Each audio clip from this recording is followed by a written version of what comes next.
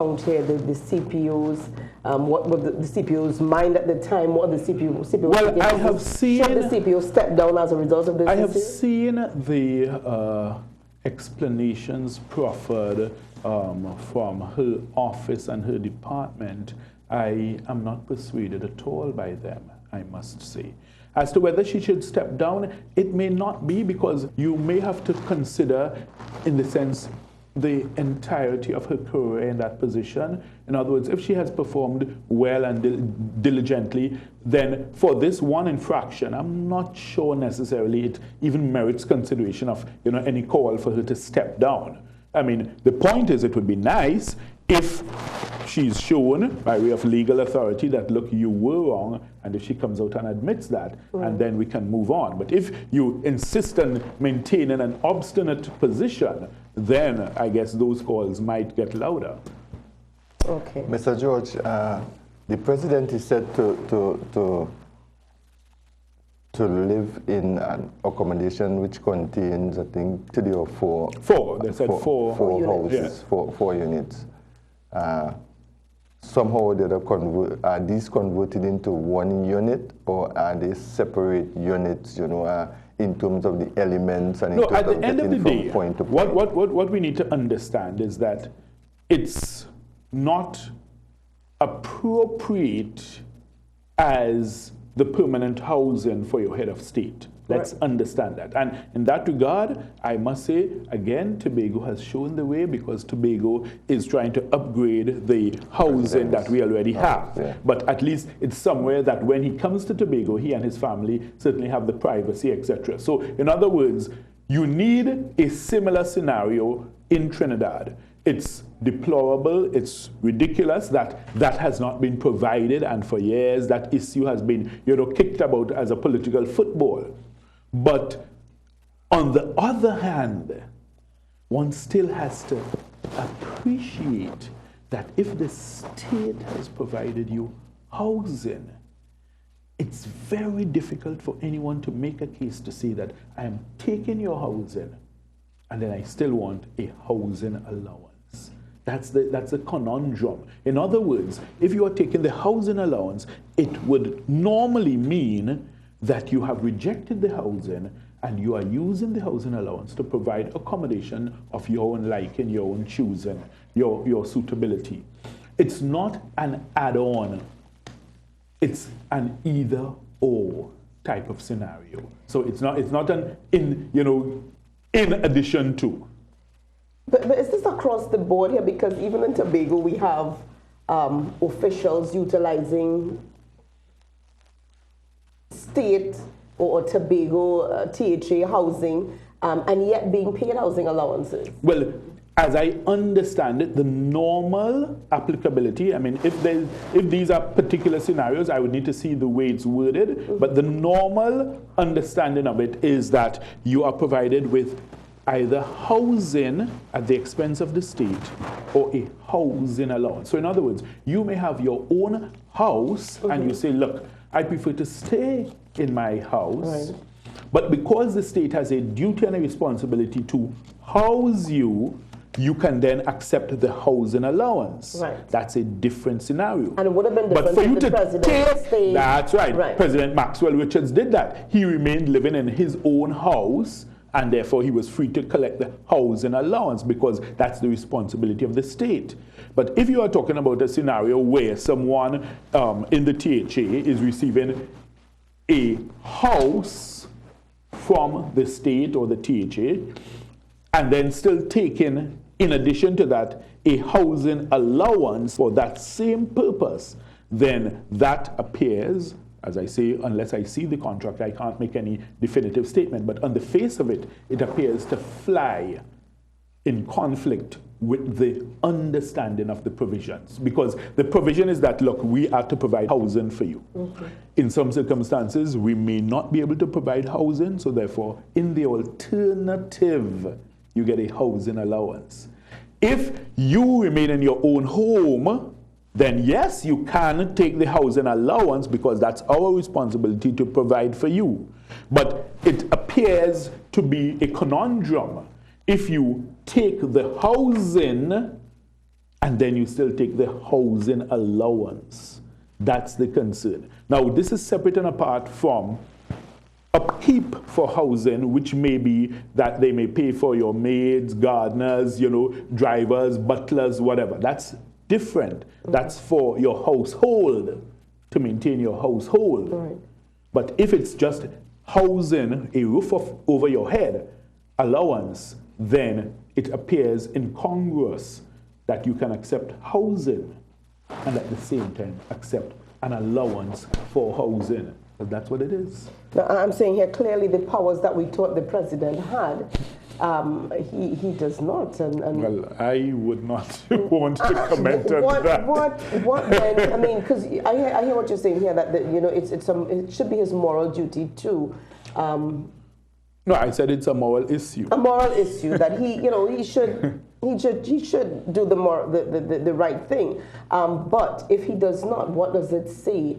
What does it speak to? Well, I wouldn't want to comment on what may be the obvious, if you understand me. At the end of the day, I mean, there may be considerations which exercised his mind, which we are not yet privy to. And I'm always willing to try to give persons the benefit of that doubt.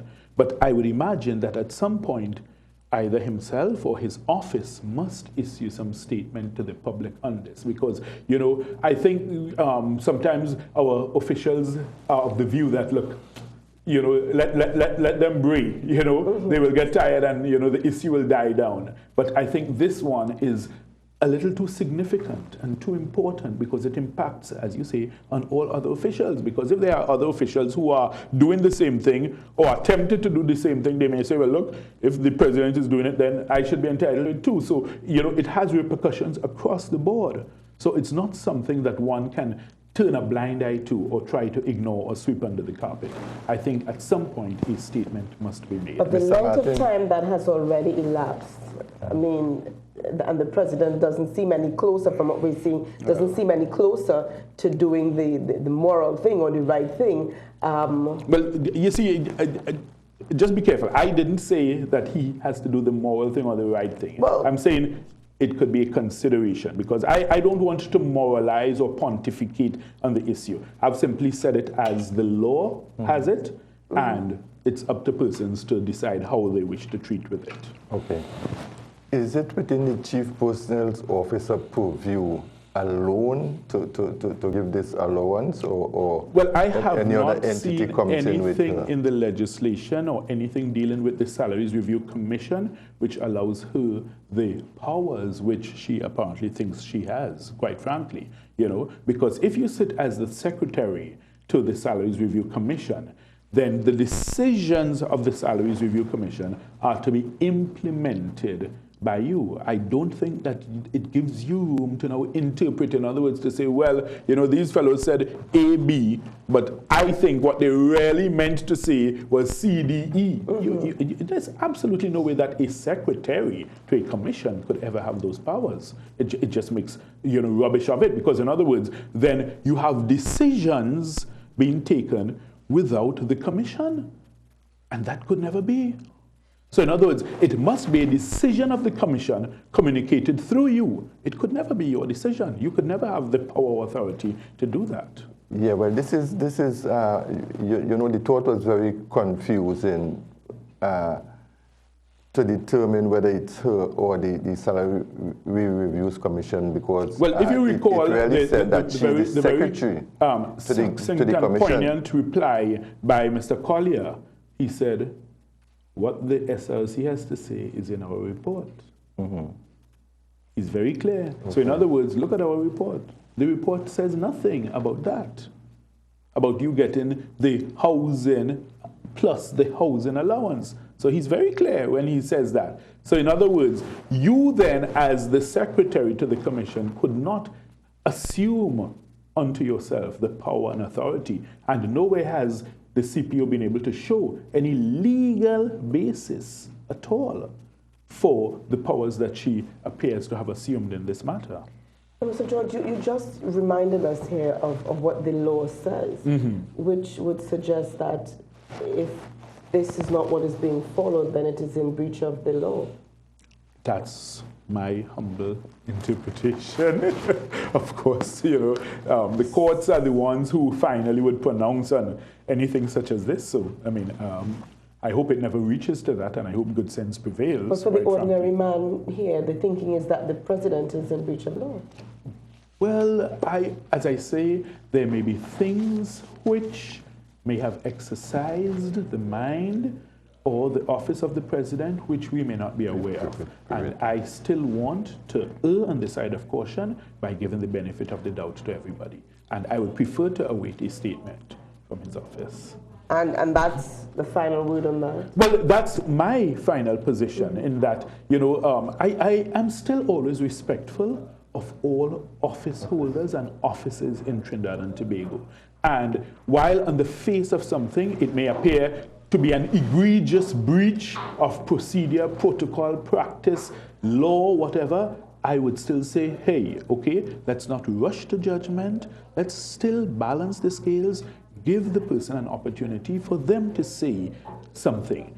If in the face of everything you remain silent, then of course, then you can't blame the public afterwards for, you know, making their own conclusions. So I would still prefer at this point to give that opportunity. On the side of caution. Yes. But like I said earlier, you know, it really calls into account here some of the other officials in Tobago who, as I said, are... Well, if that is happening, then I think that as Tobagonians, we all need to start making some noises about this and making some inquiries, because it's not the way it should be.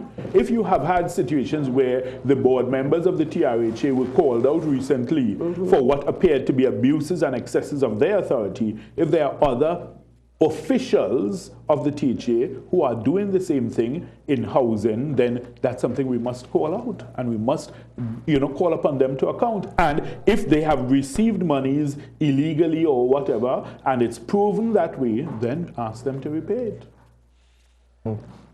Ask them to repay it. Of course. Then are we asking the president to repay? Right, and notice I'm always very careful in what I say. I said, if it is proven that you've received it illegally. So similarly, if it reaches to that stage with the president, then of course, I guess the public would be entitled to make that call. All right, well, thank you so much this morning for chatting with us, Mr. Martin. Any other bits of information you'd like to share with us before we go? No, except that I would love to wish everyone in Tobago a very Merry Christmas, a very Happy New Year. I look forward to the year 2015 with beautiful and brilliant expectation. And I keep saying to Tobagonians, we can make this the #1 paradise in the world. The future is in our hands. But we need to understand with that comes a responsibility. All right. Okay. Thank you so much. Thank you so much. Viewers, we're going to leave it there for this time. We'll take a break. We want to apologize to you this morning. We've got no Rise and Shine Morning News. But when we come back from the break this morning, we will be chatting with Ms. Crystalline Moore, attorney at law, via telephone. And some changes over the weekend. She is now the new interim political leader of the Tobago Forwards. Interesting enough. Stay tuned. We'll chat with her just after the break. Stay tuned.